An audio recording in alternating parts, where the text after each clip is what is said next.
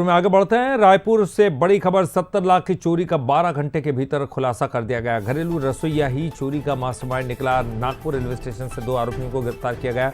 आरोपी का नाम महेंद्र यादव है, पिंटू यादव है। दोनों को गिरफ्तार कर लिया गया। समता एक्सप्रेस से फरार हो रहे थे दोनों आरोपी। पुलिस ने 51,50,000 रुपए नकद समेत माल भी बरामद कर लिया है। सोने चांदी के जेवर, गिन्नी, सिक्के और दस्तावेज भी मिले हैं। सीसीटीवी और तकनीकी जांच से आरोपियों तक पुलिस पहुंच पाई। आरपीएफ नागपुर के सहयोग से तत्काल गिरफ्तारी की गई। क्राइम डीसीपी स्मृतिक राजनाला ने इसका खुलासा किया।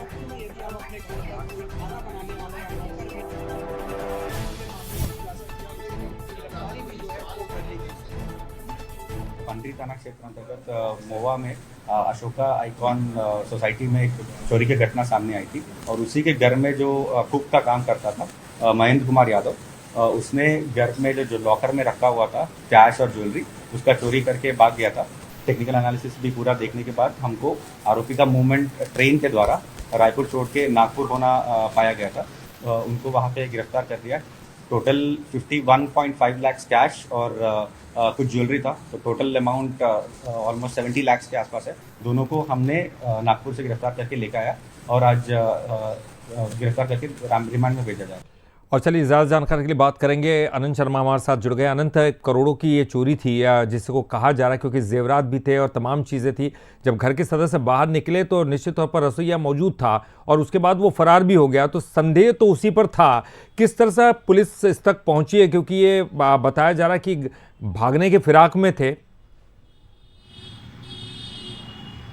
ललित जी, जिस तरीके से देखिए 70 लाख की चोरी मामले में रायपुर पुलिस को बड़ी सफलता मिली है, क्योंकि लगातार देखिए इस पूरे घटना के बाद कई सवाल उठ रहे थे।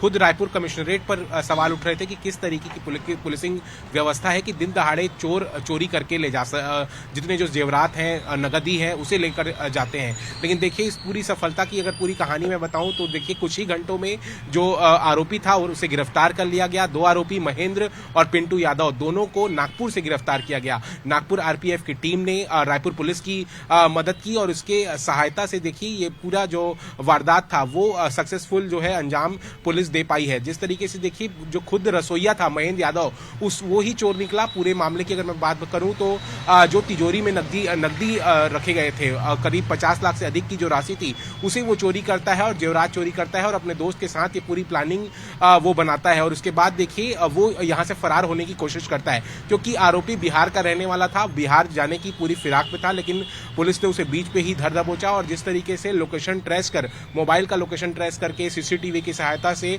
उसे गिरफ्तार किया गया। और सबसे बड़ी बात मैं आपको बता दूं कि 13 दिन पहले ही वो जो व्यक्ति था, जो रसोईया था, आरोपी था, वो घर में काम करने के लिए आया हुआ था। और जिस तरीके से उसकी गिरफ्तारी अब पुलिस ने कर ली है। और उसके अलावा अगर बात करें तो जिस तरीके से जो एक वेरिफिकेशन होता है, जब कोई भी कर्मचारी, कोई भी व्यक्ति किसी के घर में दूसरे राज्य से काम करने आता है तो नजदीकी थाने में एक वेरिफिकेशन कराना होता है। वह प्रक्रिया इन दोनों ने ही नहीं कराई थी। और अगर बात करें तो मकान मालिक की भी इसमें गलती थी, उसने भी कोई वेरिफिकेशन अपने यहाँ कार्य कर रहे कर्मचारियों का नहीं कराया था, तो जिसके इस घटना को अंजाम जो आरोपी बिल्कुल निश्चित ही। और ये तो पहले ही पता चल चुका था अनंत, ये तो निश्चित था कि आरोपी यही है। यानी कि पुलिस को यहाँ कोई बहुत बड़ी मुश्किल नहीं थी। मुश्किल ये थी कि इसको पकड़ा कैसे जाए, और इस मामले में पुलिस को कामयाबी मिली। बहुत बहुत शुक्रिया आपका इस पूरी जानकारी के लिए, बातचीत करने के लिए।